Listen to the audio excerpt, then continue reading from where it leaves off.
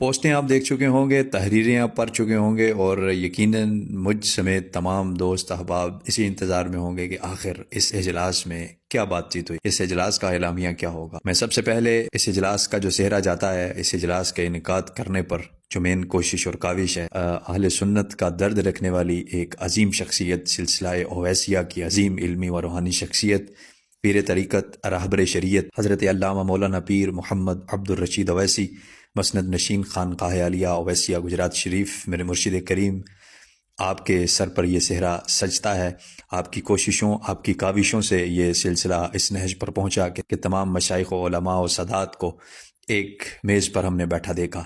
جب یہ تصویریں سامنے آئیں تو دل خوشی سے جھوم اٹھا اور سوچیں معطر و منور ہو گئیں۔ وہ آنکھیں جو منتظر تھیں کہ اہل سنت کا باغیچہ دوبارہ سے کھلا جائے، اہل سنت کا ایک باغ دوبارہ سے ہرا بھرا نظر آئے، تو الحمدللہ ہماری وہ آنکھوں کا انتظار ختم ہوا اور ہم نے اپنے اکابرین کو ایک ساتھ بیٹھا دیکھا۔ اور یہ بیٹھنا ہمیں تو ہضم ہو گیا، لیکن منافقین کے لیے اور دشمنوں کے لیے، ان تمام جنہوں نے اہل سنت کو نقصان پہنچانے کے لیے سر توڑ کوشش کی، ان کے گھروں میں اس وقت صف ماتم بچھا ہوا ہے۔ اس اجلاس کے اندر بہت ہی قداور شخصیات، جنہوں نے نہ صرف اہل سنت کی نمائندگی کی بلکہ اہل سنت سے جڑے ہر فرد کی نمائندگی اس اجلاس میں کی گئی۔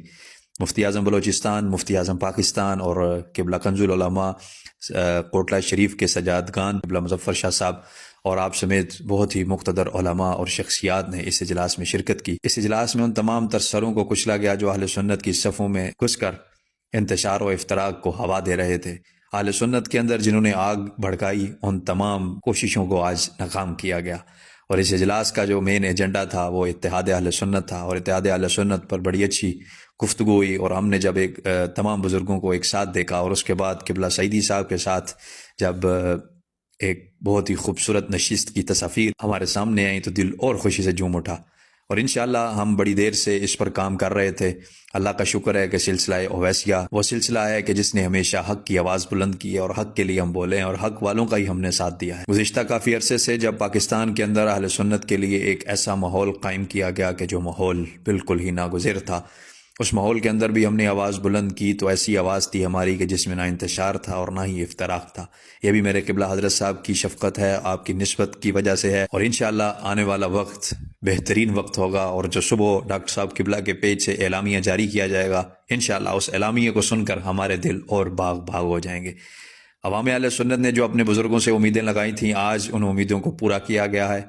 اور تمام بزرگان دین نے یہ متفقہ فیصلہ کیا ہے کہ انشاءاللہ ایک دوسرے کے ہاتھ میں ہاتھ دے کر ہم اب اس کاروان کو آگے بڑھائیں گے، اور یہ ہاتھوں میں ہاتھ دینا نہ صرف ہمیں خوش کر رہا ہے بلکہ ان تمام تر کوششوں کو ناکام کر رہا ہے، اور ان تمام تر پروپیگنڈوں کو بے نقاب کر رہا ہے کہ جو اہل سنت کے خلاف بے بنیاد تھے، جو اہل سنت پر مظالم ڈھائے گئے ہیں۔ انشاءاللہ ان تمام بزرگوں کی کوششوں اور کاوشوں سے ان تمام تر مظالم کے بدلے میں ایک خوشی کا سما جلد قائم ہوگا، اور اہل سنت کے جو زخم ہیں ان کے اوپر جلد ایک مرہم رکھا جائے گا۔ مرہم تو رکھا جا چکا ہے، ہم چاہتے یہ تھے کہ یہ بزرگان دین ایک ساتھ مل کر بیٹھیں اور ایک متفقہ فیصلہ کریں اور اتحاد اہل سنت کی فضا کو قائم کریں، اور الحمدللہ یہ اللہ کا خاص فضل و کرم ہے، حضور علیہ الصلوۃ والسلام کی نگاہ شفقت ہے، اور قبلہ حضرت صاحب کی میں تمام تر کوششوں کو ایک مرتبہ پھر سراہنا چاہوں گا کہ آپ وہ شخصیت ہیں،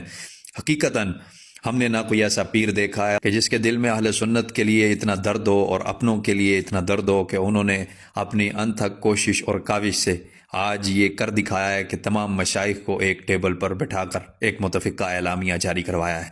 انشاءاللہ اس اعلامیہ میں جو ہوگا عنوان اہل سنت کے مفاد کے لیے ہوگا، اہل سنت کی بہتری کے لیے ہوگا، اور ہم سب کے لیے ایک بہترین رستہ منتخب کیا جائے گا۔ تو میں آپ سب دوستوں بھائیوں سے یہ عرض کرنا چاہتا ہوں کہ اپنے ان بزرگوں کے ساتھ قدم بہ قدم ملا کر چلیں، ان پر یقین رکھیں، ان کے ہر لفظ کو تہہ دل سے قبول کریں، اور تہہ دل سے ان کو تسلیم کر کے اپنے اس سفر میں اپنے بزرگوں کا ساتھ دیتے ہوئے آگے بڑھیں، تاکہ کوئی دشمن ہماری طرف میلی آنکھ سے دیکھ نہ سکے۔ اللہ تبارک و تعالیٰ اہل سنت کو شریروں کے شر سے محفوظ رکھے۔ سلسلہ عالیہ اویسیہ ہمیشہ زندہ باد، میرا ملک ہمیشہ زندہ باد، میرا مذہب ہمیشہ زندہ باد، پاکستان ہمیشہ پائندہ باد۔